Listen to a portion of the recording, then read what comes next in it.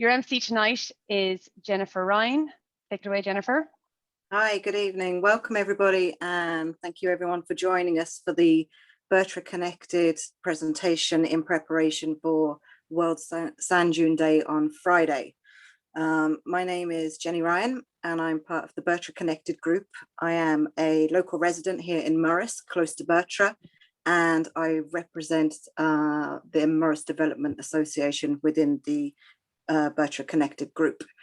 So Bertra Connected is 100% volunteer-led with members from local communities, academia and the public service area. We're a small but evolving group of beach-loving people looking to restore and protect the dunes at Bertra, which brings us to why we've all dialed in this evening.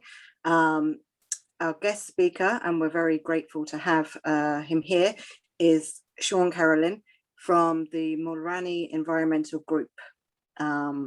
He will be giving us all a great insight into the journey of the sand dune restoration project over the last 20 years on Merva Beach in Mulranny. Seán is a man who's been involved in many local projects over the years, including the decarbonisation project within the area, Community Futures, Irish Goat Society, the Mulranny Tourism Group, which leads us nicely into this evening's main presentation. So welcome once again, Seán. Thank you everyone for dialing in, and there'll be time for Q&A at the end. If anyone has any questions, leave it till then. Thank you. Over to you, Seán. Great, thanks Jenny. Thanks for the introduction and thanks for the invitation to speak tonight. I'm delighted, and Mulranny Environmental Group is delighted to be participating in this event for International Sand Dune Day, and it's great to connect across the bay as well, and that's something that we've been aspiring to do for many years, and it's great to see a lead getting taken here by the Bertra group, and I hope it's the beginning of a long collaboration. So I have some slides. So I'll just share my screen here.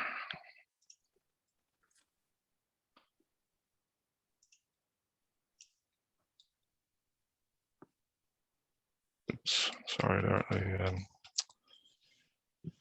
didn't land on the right spot. So okay. That's okay. Yeah, we can see them. It's great. So right, yeah. So I'll just kick off here, guys. So thank.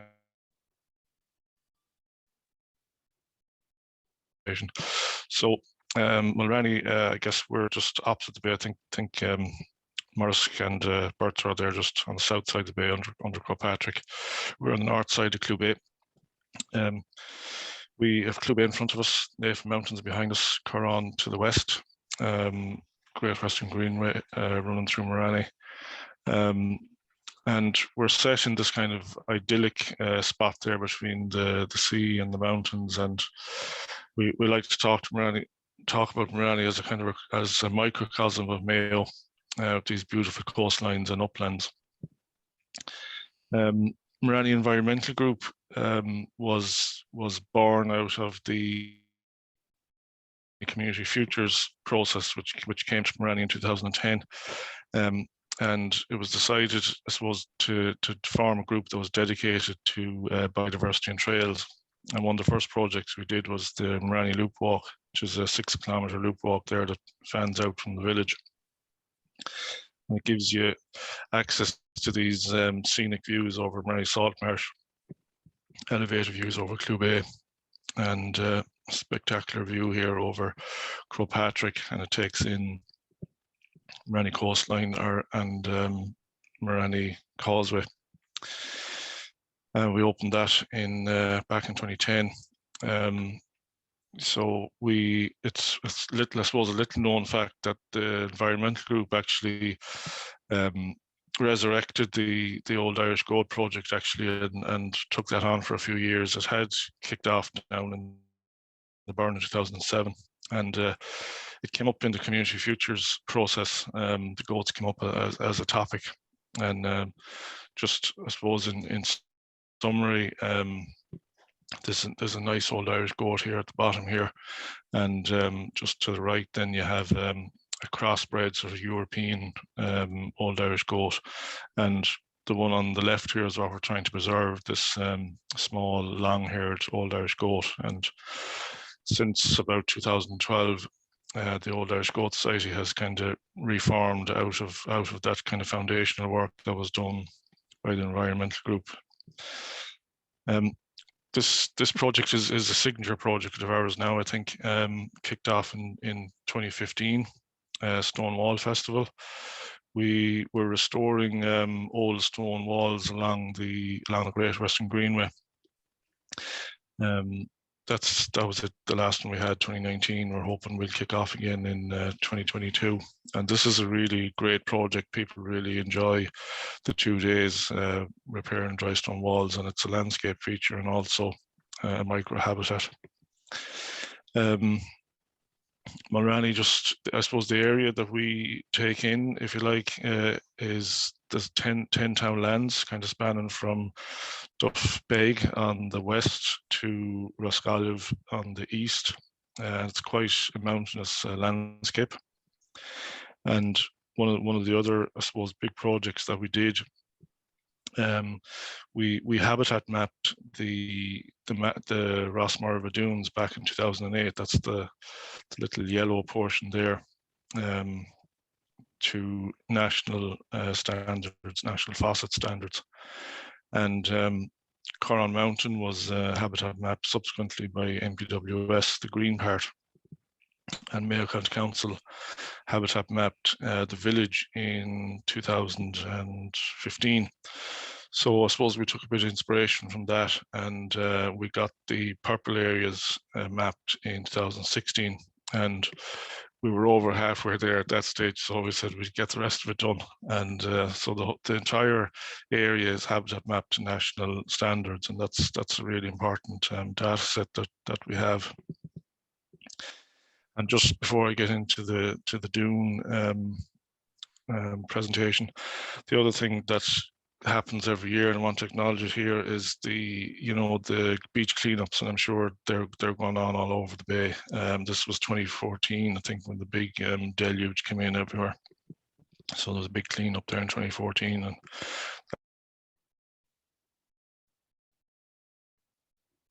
and several times a year, in fact.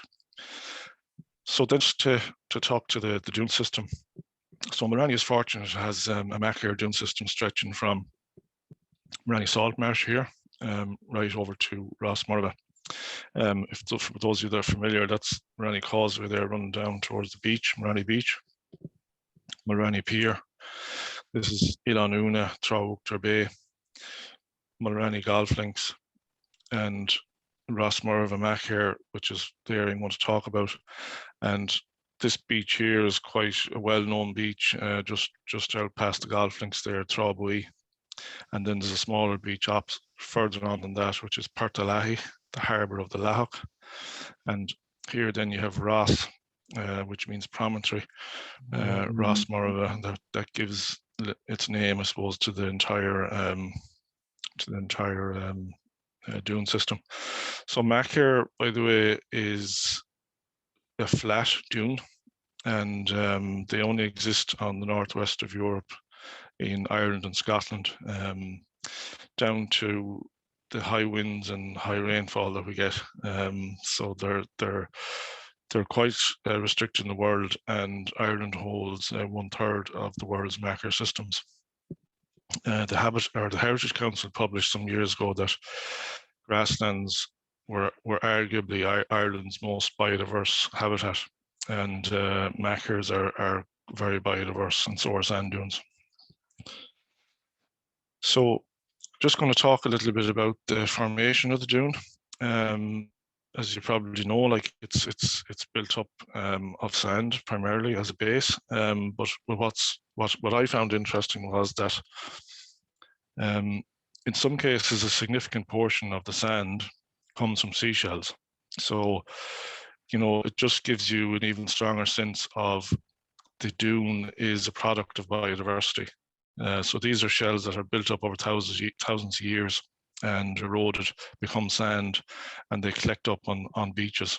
And they form a significant part of the sand dune substrate.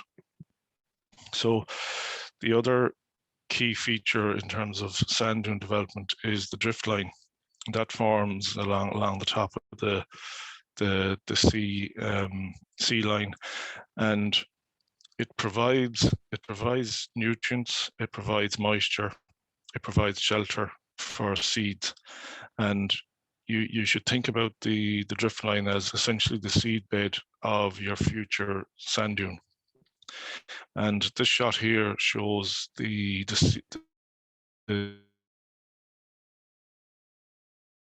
line having blossomed into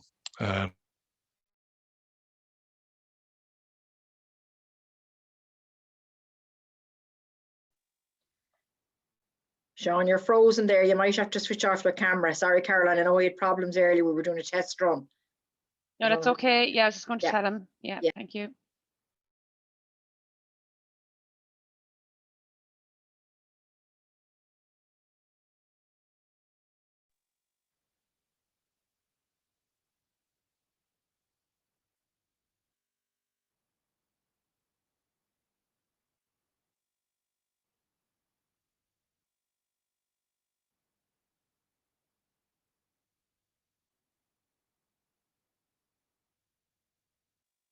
No. Perfect. Okay. We got to the sea scurvy grass, guys, yeah? Yep, just about, yeah. Okay. So what happens then is that the dune builds up further and you get these embryonic dunes. So you have semi-salt tolerant grasses that grow in that space. And the picture below there, you can see that's the embryonic dune there at the front. And behind that, you get the yellow dune, which is, I suppose, heavily populated with marram grass. And that sort of builds up that conical shape structure that you associate with dune systems. This is a shot here of behind the dune then. So as the dune advances, this area here is known as the grey dune. I suppose it's referring to the sense that it's a mature dune.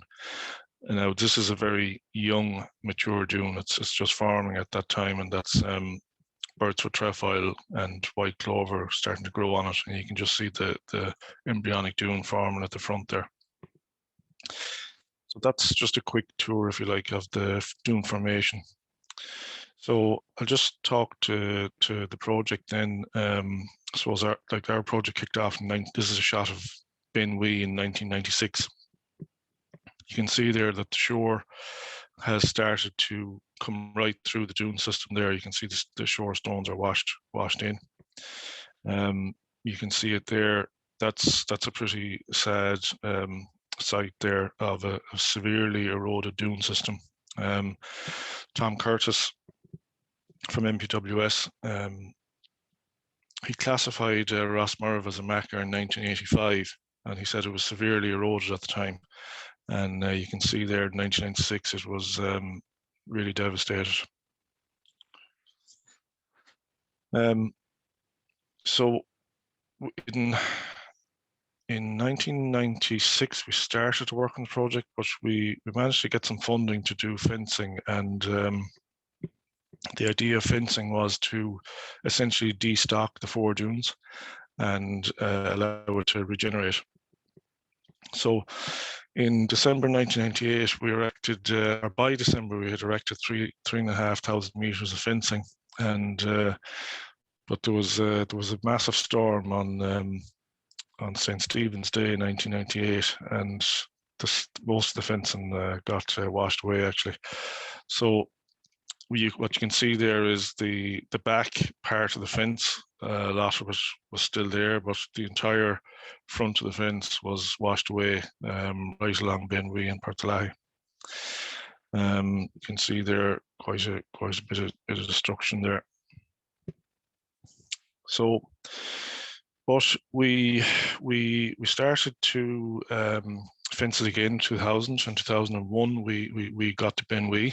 So this shot then is taken in 2003, and you can see that it had started to regenerate.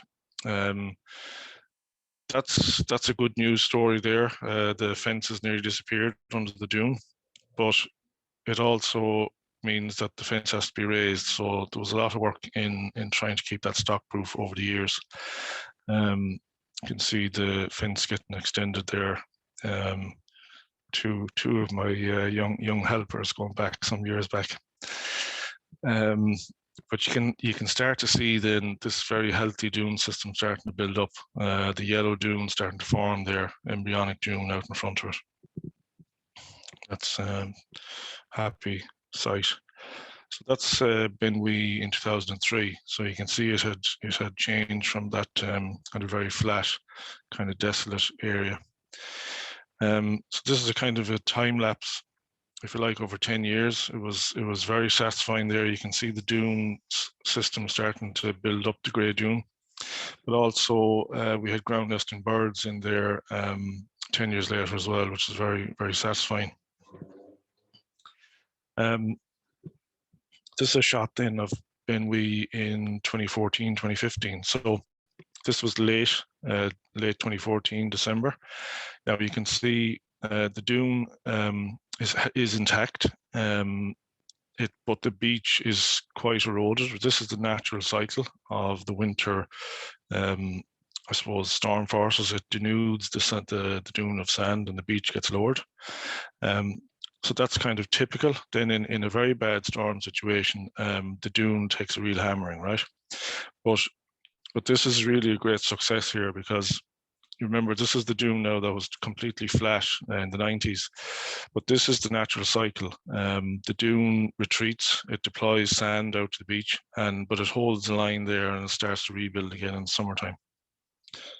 So just kind of a time lapse from 98 to yesterday evening. So the dune was still there, and you know, it's great to see it. So this was the further on beach then, Partalahi, and you can see that the shore was running through that as well. The tide is going right through that. Shore stones getting washed through. That was in 1996. This was 2002, 2003. We had fenced it off. We had put some bushes in between, or collecting sand. And you can see kind of a significant regeneration happening there. 2003, the dune had kind of built up quite a bit, and you can see that lovely sea scurvy grass there in the front. But it's not always straightforward and positive. This was later on, a couple of years later. You can see there that the dune had taken another battering. You can see lots of work here to be done in terms of fence repair. But what I was quite satisfied with this, because the dune had held, it hadn't been breached. Of course, the fence was fairly shook, but a bit of repair, and that fence was fine. So that's Partalahi in 2010. You can see there's no breaches. That's a really healthy dune system there that has a very substantial yellow dune that can take a batter and can get eroded and can regenerate. And that's it yesterday evening as well. So it's in a good healthy position now. So just talk a little bit on the biodiversity. See, right, I'm at 11 minutes. Okay. So just macares, by the way, are world famous for wildflowers. They can have 150 different types of flowers on them. You have cuckoo flower here, orchids, sea bladder, harebell, birds for trefoil here, primrose. And you have lady's bedstraw here, beautiful flower. Birds for trefoil here again, which is a bit of a favorite. You can see bumblebees on that. Important to note that grazing is very important for marker systems and dune systems and grassland need in terms of keeping them from going rank and allowing light into the flowers. And daisies in particular, they need a short sward, as do other flowers, thyme and eyebright. So it's important just to keep in mind that grazing is very good for the biodiversity. An interesting thing as well is that dune systems need erosion in terms of biodiversity. Biodiversity relies on erosion. That's exemplified by the belted beauty moth, which exists in Mayo and Galway, excuse me. So the belted beauty moth, the adults come out in April. The female is actually wingless, and the larvae come out in June. Now, the larvae feed on pioneering flowers like birds for trefoil and lady's bedstraw, and those flowers rely on clear areas to pioneer and populate. And also the larvae, they burrow into the sand in hot days, so they need that loose deposited sand for to get out of sunshine. So this insect, if you like, is very reliant on the constant moving dune system. And that kind of fits into a wider narrative. So like those moths are food for sand martins, which, they also live in the eroded sand cliffs. They make their nests there.